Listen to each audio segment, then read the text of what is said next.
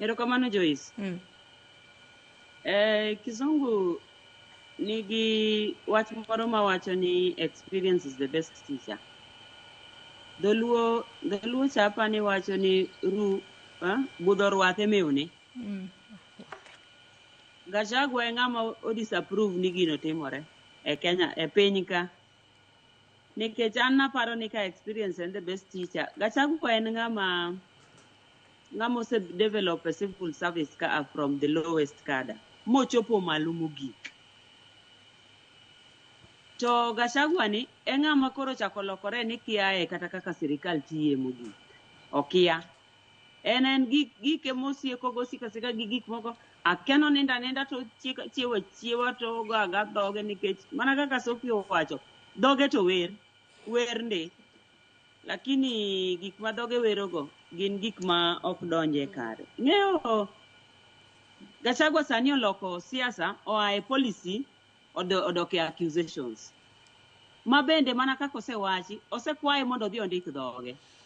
Onge kama Gachagua osedhi ondike dhoge kata achiel nikech ong'eyo ni ka odhi ondiko dhoge, tibiro penje niya, ni to ang'o misenene gigi mosemoni kelo.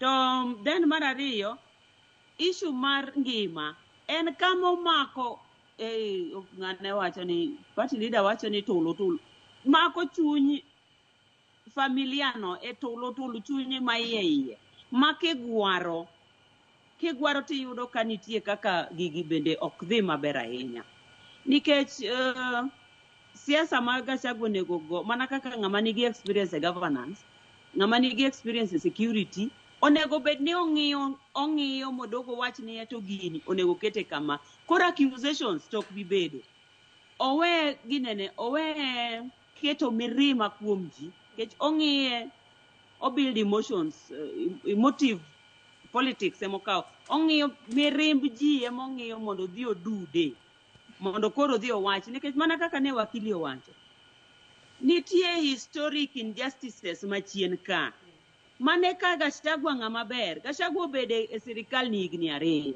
Sama nodonje higni 2 ka, ema nokuongo chako go ni jokama. An gima dwa chako ng'iyo go an kaka deputy president. Injustices moko ne ni chien ka. Wamany kaka wadil kodgi, makwase deal kodgi, to koro onge gima bro timore mbele ka nikech jogi oseneno ni sirikand ni nyono gik moko. Ten kodonjo to beda mos. Nikech hango wacha hinya bende ok ber. Nyamuri wacho ni ok en above the law. In fact, anna para ni DCI no nego bed ni osemako Gachagua. En mane kochako make odwa notigo. Ing'e ng'a gere? Ogere ageya mondo wach ni kare dak korumaka. Kare dak umake. Kare mana ng'a gere mondo yud gik matimore.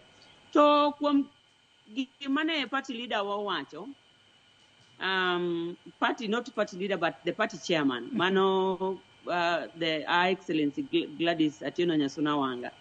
Gachagua sani owetiyo gi wach tho Raila. Adieri en gima lit. Ibro yudo ni nitie nyako moro chien kama ne kata Raila tho. To dhi othiano ni Raila nyalo.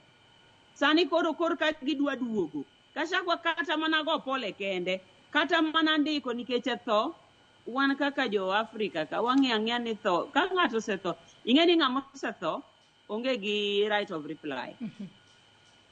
Mane momiyo iweya ni koro gik mosetimore go bedi mondo gik moko kal kamano. Gachagua onge sama nondike to mana kaka governor no wacho chieng' mane ji dhi e maandamano Gachagua nomondi ofis kendo neneno ka chieng' no menye kako wuok e ode. Omenye kako ringe ndara, gimok meny pile, omenye kako donjo ofis kogwen, kendo omenye kako owuoyo. Mowacho ni en ng'amo gombo thone, en Raila. Siedh nade, ni sani koro Gachagua duogo wacho. E wach tho Raila. Ing'eyo? Gimoro nitie mane Gachagua bo wacho. Ni gima nowang'o iye manomiyo chako wuodhe mar wuok e sirikal. En ni chieng' moro gokinyi ko mondo wuok dhi e State House to ng'amo yudo ko bedo manokuongo ne Raila mane chieng' manokuongo tiende ni dwaro manoko dwar go Raila ne nie I chunye ma iye matolo cha chiedh nade ni koro wach to Raila koro dwa tiyo godo mondo ogen political mileage kata an ba join ni Gachagua owere gi to Raila mos owenwa Raila in fact obo miyo Raila lokore kata mene bur kako luongo nyingeno omiyo rach Raila owe tiyo go then mar gid machielo sama nyo en kanyo kanong'eyo maber ni Raila idhi negi en notime ang'o koso ne gombo ne ni Raila otho momiyo kanong'eyo ni Raila idhi negi cha to noduogo wacho ni to mato dhi onegi dak osewuok mowacho owachnwa kama nong'eyo mano wuoye nyaka kaka idhi neg Raila no ato kanyo ta dwara ni ji wuok mondo Gachagua nyiswa gimong'eyo nikech samoro ene manotimo gino an mane gima nyalo wacho aya ka wadhi mbele adwa nasoma ne ang'adi mana kitieko Florence ing'ada ka wacho ni korka siasa onego bed ni wan jok mane e power gi onego bed ni wakawo siasa mondo kik wadhi ni 2027 ka ok watang' jokama to bro bedo siasa ma ose pidh chuki e chuny ji ma ka ng'ato dhi to dhi gi chuki osechopo kuma koro policy onge en mana ni ng'ane notimo ma nyocha ka ncha winjo kaka ng'ato wacho ni Ruto nyiswa gima nonego ng'ane to mboya adieri mar Nyasaye wawachuru gik madieri wawachuru policy manyalo miyo jowa bedo gi paro maliw mar ng'ado wach ni ng'ane to uso na policy maber ng'ane osebedo gi history ni tok mar siayo ji erokamano ilero kanyo makare